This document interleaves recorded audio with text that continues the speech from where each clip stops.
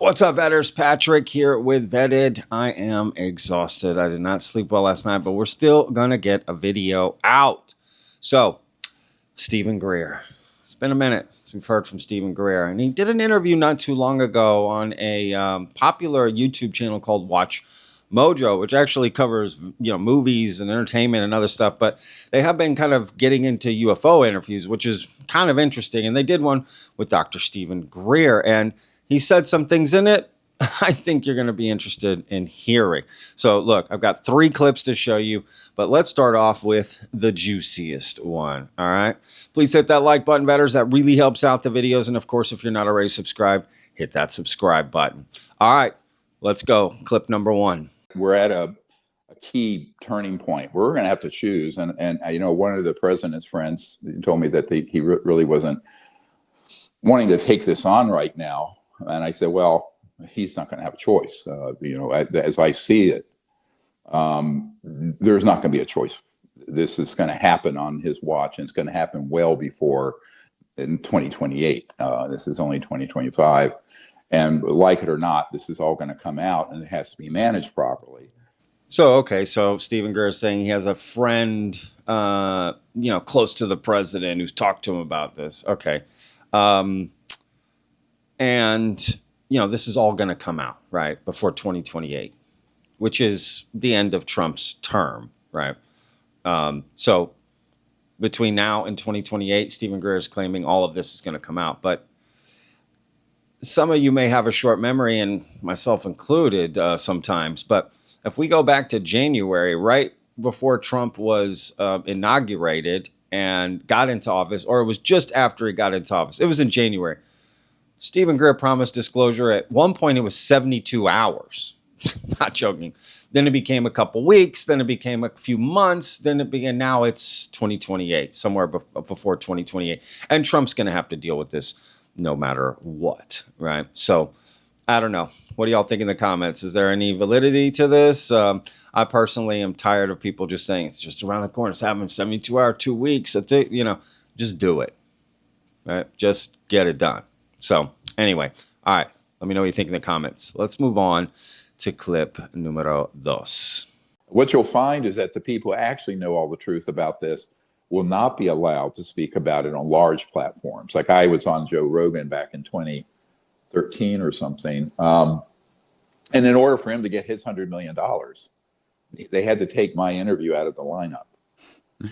Right? Yeah, I watched it in preparation for this interview. I had to go and find it. Somebody else uploaded it on YouTube, and I was able to watch it. Oh, really? Uh-huh. What was remarkable was that, your story has not changed one bit since 2013. It's been this exact same thing. And so Joe Rogan in particular has seemed so embracing of this whole UFO disclosure thing, and has had many other people on his show, but hasn't invited you back and rarely speaks about you, which I find odd. He's not allowed to.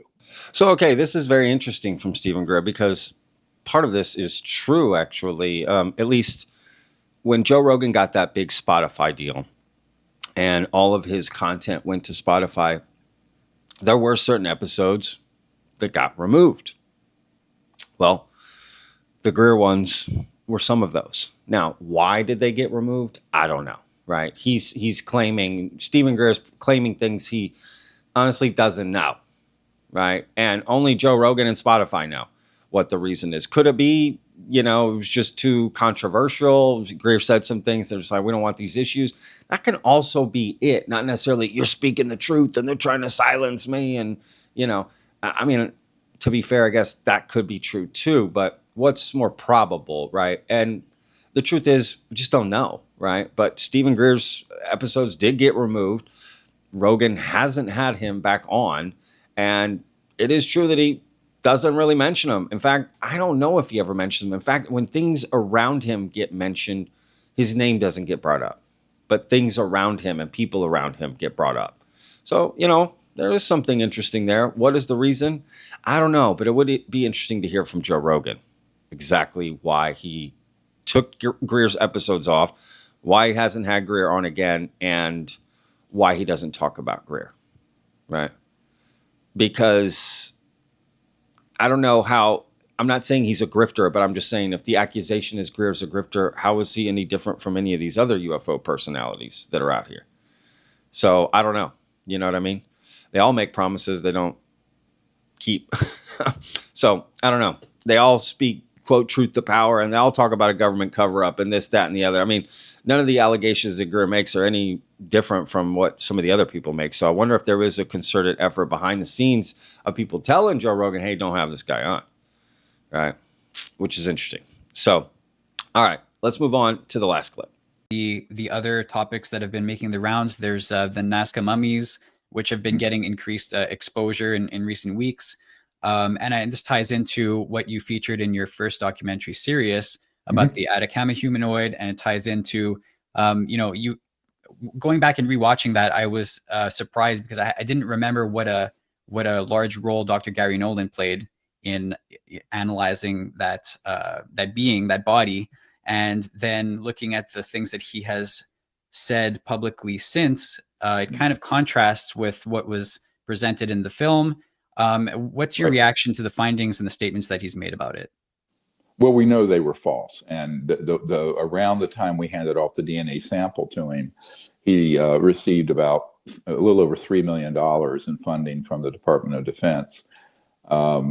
And the top two geneticists in the world, one of whom worked closely with Watson and Crick, who, of course, discovered the DNA molecule, have analyzed the work he did and said it was deliberately fraudulent and that it almost absolutely did not reflect, and it wasn't even done properly, how you would do what's called ancient DNA, not a living species like you or me doing a DNA sample, but something, that's very old, decades or hundreds of years old, which we don't know.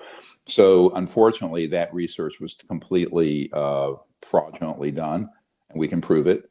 Now he's getting money from CIA to prove that the NHI are creating brain damage in humans, when in reality, all those occurrences are man-made psyops, as I just described.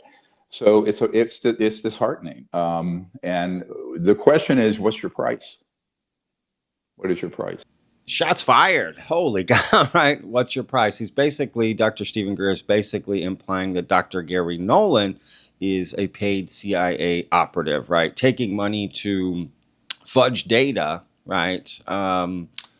About these brain injuries that come from UAP. I mean, that is something that Dr. Garry Nolan has spoken about many times, that he's studying the effects, quote, of UAP, right, on humans, and people have had physical effects, and he studied it, and he said the CIA came to him to talk about that. So, all right. I mean, I could see how there could be something suspicious there for sure. But, this is attacking his credibility as a scientist, with data and this and that, and lying about it. That's different. Garry Nolan has come out and spoken out against Greer. So it's basically just a he said, she said. But I will say this, I watched the Dr. Garry Nolan, Joe Rogan interview. The first hour and a half, they didn't even talk about UFOs or aliens, anything like that. They talked about Dr. Garry Nolan's cancer research. And I knew he did that, but I didn't know to the extent. And I listened to the whole thing, and I just have the utmost respect for Garry Nolan. I don't care about UFOs and aliens. What he's done for cancer research is beyond reproach. It is beyond commendable. He could step away from science today and be extremely proud of what he's done in the community and the effect he's had on quite literally millions of lives across the world. So, yeah, I have the utmost respect for Dr. Garry Nolan based on that, based on his stuff in cancer. Whatever. He's getting involved with UFO alien stuff, whatever. It's a side hobby. So I say have at it. But I will always have respect for Dr. Garry Nolan and what he's done for real people with real problems. The other stuff, I don't know. He's looking into it. Fine. But it's cancer research. It's beyond reproach. So, what has Dr. Stephen Greer done outside of UFOs and aliens? I don't know. I'm just saying, interesting shots fired, but very typical of Greer, to be honest. And look, Gary's not afraid to, say some things as well. He's not afraid to share his opinion, which, to be honest, I respect. I respect people who tell you how they really feel. They don't hide it. I mean, I like it, but at least they're not passive aggressive. They're not high. You know what I mean? That's even worse to me. Like, just say how you feel so we know, right? So anyway, that's it for today's video. I'll put a link in the description to the full interview with Dr. Stephen Greer on Watch Mojo. If you heard my dog, you can still hear him making noise back here in the back. Okay, my bad. But yeah, I'll put a link to the full interview on Watch Mojo for Dr. Stephen Greer if you want to watch it. And otherwise, we'll see you guys in the next video. Headed back, finishing my road trip here. So should be back in my regular temporary. I go from temporary to secondary temporary studio. But anyway, all right. We'll see you guys on the next one. Remember, every day's a gift, y'all. Peace.